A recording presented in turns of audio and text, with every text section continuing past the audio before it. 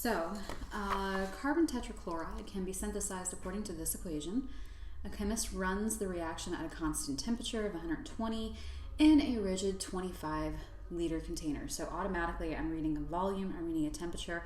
Your head should automatically be going to ideal gas law. So somewhere in there we're probably going to be using that. So chlorine gas is initially present in the container at a pressure of 0.4 atmospheres.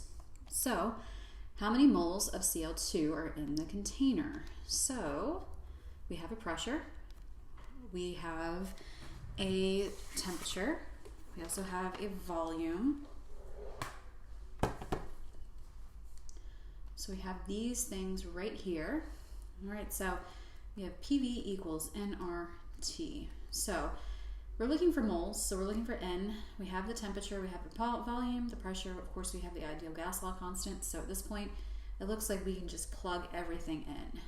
So the pressure is 0.4, volume is 25, N is unknown, this is 0.0821, and the temperature is 393. Don't forget to convert that. All right, so if we go and we solve for N, we should get 0.31 moles. So I get 0.31 moles of Cl2. All right, the next part says, how many grams of carbon disulfide are needed to completely react, or to react completely with the Cl2? So if you have this many moles of Cl2, how many grams of carbon disulfide are needed? So this is stoichiometry because we're going from one substance to a different substance. We're already in the mole, so go to moles of what you want because we're already in moles of what we have. So we're going to go to moles of carbon disulfide. All right, so moles on top of moles. There's one of those for three of those. So now go to grams. 1 mole is equal to 76.13. Okay, so whenever you have a molar mass and they don't give it to you, try to go to 2 decimal points. So we have 7.9 grams. And I know it's going to be 2 significant figures because if you look, your temperature is in 2 significant figures. Also, your pressure is too. All right, so the next part.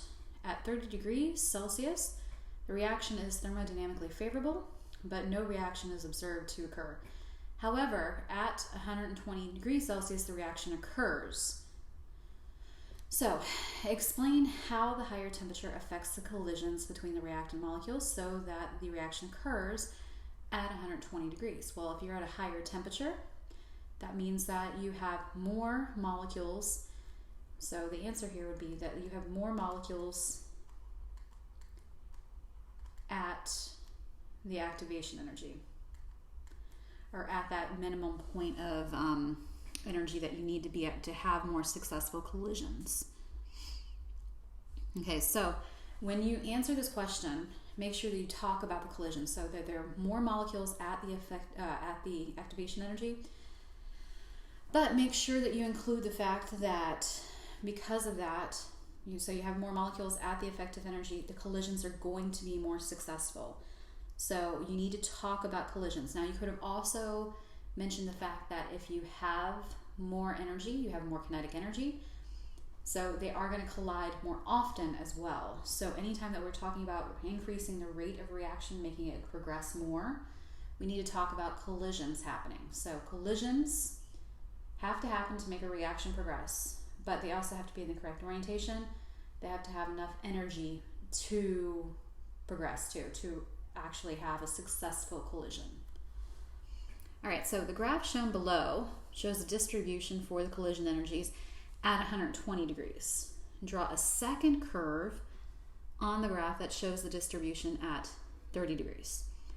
So this is what it looks like when you are at a higher temperature. So when you're going to a lower temperature, that means that you need to narrow this area underneath the curve and then move it over. So if you increase the temperature, remember, it's going to move over, but it's going to spread out more. So we're doing the opposite. We're going to a lower temperature.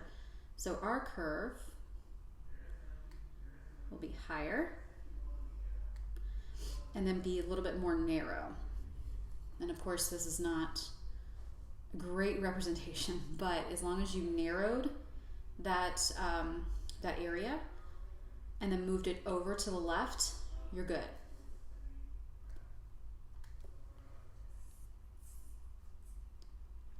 All right, so in the box below, complete the Lewis structure.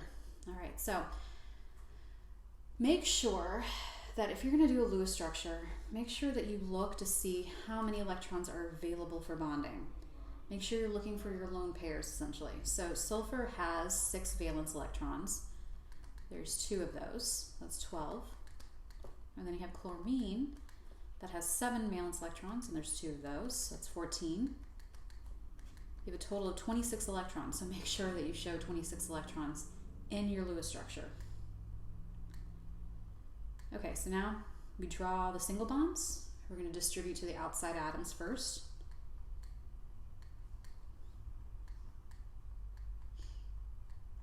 Okay, so that's going to be 2, 4, 6, 8, 10, 12, 14, 16, 18. So, let's see. 20, 22, 24, 26. There we go. So, for the bond angle here, well, you have a bent shape here. So when you're looking at this, a bent shape is going to be about 104.5 degrees, but you could have said anything between 104 and 110 degrees. Now, carbon tetrachloride can also be produced by reacting this and chlorine gas, as represented by this equation. All right. At the completion of the reaction, a chemist successfully separates CCl4 from HCl by cooling the mixture at 70 degrees, at which temperature the CCl4 condenses while the HCl remains in the gaseous state. Okay, so identify all types of intermolecular forces. Well, HCl is definitely going to be a polar molecule. So remember, every single molecule has the capability of London dispersion forces. London dispersion forces happens in every single molecule because every single molecule has electrons that have the ability to move to create temporary dipoles. So if it's asking you to list all the intermolecular forces, you should definitely put LDF for every single molecule.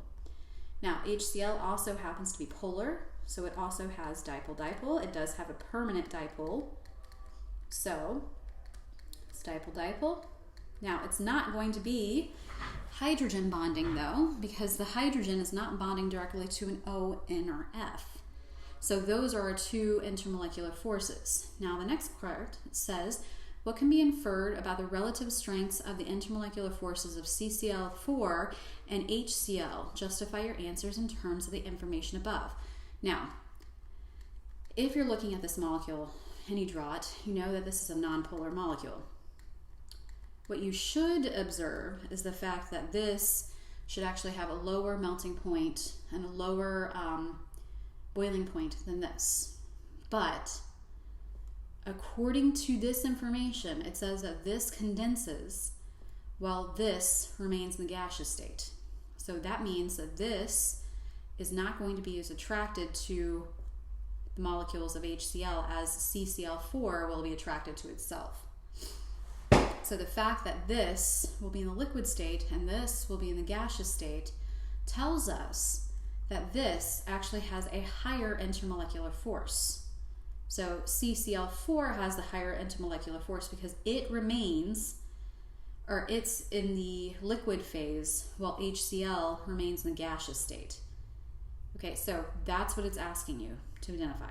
CCl4 has higher intermolecular forces because it is in the liquid state, so they're more attracted to each other, and HCl is still in the gaseous state, so they're not as attracted to each other.